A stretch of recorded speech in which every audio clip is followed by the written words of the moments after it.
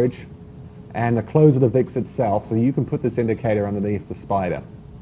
So it's that simple. Again, it's not one that goes on the price plot, it goes underneath the price action itself. So then you can see that all those spikes in the marketplace that we've just been looking at. How do you interpret that for the current market? That's a good question.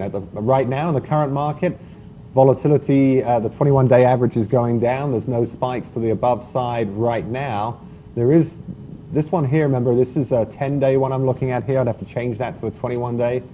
When I was experimenting with a 10-day, it's just too reactive, so you got too many signals. 21-day was much better. So I'd have to switch that back to the 21-day so we could see that. I would surmise that in the 21-day average running through here, this would have smoothed this out a little bit. It may well be that we're at the top. If these spikes, if there's like 3 or 4 of these spikes still above the 21-day average and it has rolled over, then this could be a signal that we've reached the top again. I'm sorry, not the top, we're talking about a bottom. That would, yeah, so this doesn't tell me anything at the moment, because what we look at, when we get the spikes and the rollover, it's at the bottoms. We're in a move to the upside, so I don't have any information on what this would tell me right at the moment. More research needed on that. So there it is with the 21-day average, and I think the one I looked at, you saw all different values, was trying different things in there. The 21-day seems to be the best one for at least picking these short-term moves to the downside when they're over.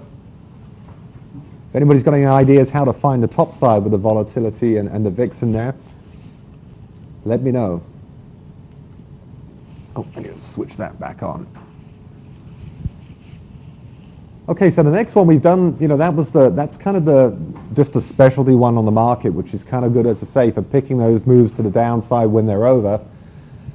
We looked a little bit briefly about a historical volatility exit, because we have that indicator in the software. It works fairly well. Short exits on volatility spikes above the 21-day average. So what I'm doing here is I'm taking the research I did on the VIX and applying that interpretation and throwing it just at a regular volatility indicator, so I can use that as a sort of exit tool for regular stocks. Because I can't really take the VIX and apply it, that indicator underneath Apple, and it just doesn't make any sense. Apple's a different creature from the spiders. It does different things. So what I did was I looked at the historical volatility and said, okay, so that 21-day average is pretty good. When I saw the VIX with its spikes above its 21-day average and then rolling over, it's a good exit for shorts. So let's go and have a look and see how the regular historical volatility, which is a different measurement from the VIX, because the VIX is the the S&P 500 implied volatility. Let's see if this gets us any information of when a move to the upside, or in case of the spikes, the move to the downside is over. As I made a note down here, the spikes only really help us in short positions. I've yet to see a measure in volatility that helps me much on the upside moves.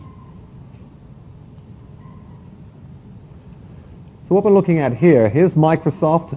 This period covers from mid-2008 all the way through to early September. It's a fairly long-range price chart. This is the standard volatility indicator again, where we've got the 21-day average that's running through it. And so I'm trying to apply what I learned from the VIX indicator to this as a possible indication that the move to the downside is exhausted. So we're looking again at a series of spikes above the moving average. That's okay in itself. We get a lot of that when there's a strong move to the downside. What we're waiting for is for this to roll over to indicate that the move may be over. And you see this happening, and it's pretty good. Again, this right here, once it turns over, this particular move turns into a trading range for a while. Right here again, we got all these spikes. Spikes are good as we're moving down, but once we get the 21-day turning over, we're pretty close to the bottom of a move again. Not quite as nice and accurate as the VIX was, but works pretty good.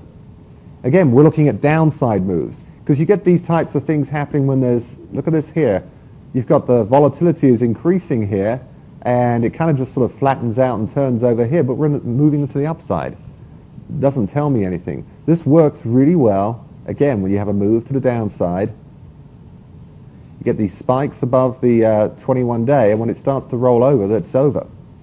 So it just makes sense. You've got you've got this great big move going down. You've got a huge increase in volatility. The volatility starts to dry up. The spikes are our sign that we're in a good down move.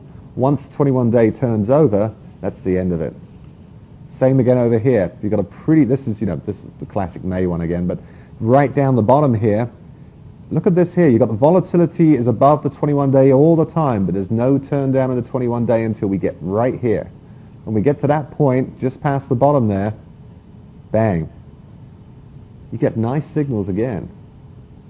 So it works pretty good. I think, again, with this I've never looked at the volatility indicator in this light. And I had never really noticed this until I took the VIX and threw the VIX up there with a 21-day, well, I'd experimented with the other averages, and you do get some great indications. And again, but it's all on short moves. Forget it. You see this happening, as I say, happening here when the moves to the upside. It doesn't tell us anything.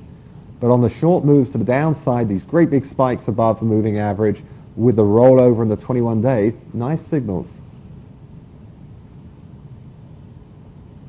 How does that work on the hourly chart? No idea. Haven't got that far. Hourly chart. That'll be interesting to see. You can. It probably, as long as it's obviously a liquid stock, there shouldn't be a problem. Because the only problem with the early hourlies will be all right because you've got good trading range. It's probably not going to be hugely spiking above, because you know how on the real time you can get a price range that's very huge every now and then, and that can just blow the volatility indicator out of its range. But here's here's again, we'd have to look at the hourly. Here's PFE with volatility, same type of thing. You get lots of times when it's above its 21-day average, but for short players, it's when it's above the average and you get the turn down. That's the sign that the move's over. Same again over here. This is huge move to the downside on PFE. Very, very big move down. Volatility is above its 21-day average all the way along here, but then it just turns around here, and that move is over. This down move here is the same type of thing. You get all the spikes above here. This is all good for a down move. And it still stays going up. Notice how the average is it's shallowed out a bit, but it hasn't rolled over. Then it rolls over just after the down move is just finished. Seems to do it time and time again. It's a very cool indicator. And again, it's all on the short side. And volatility is always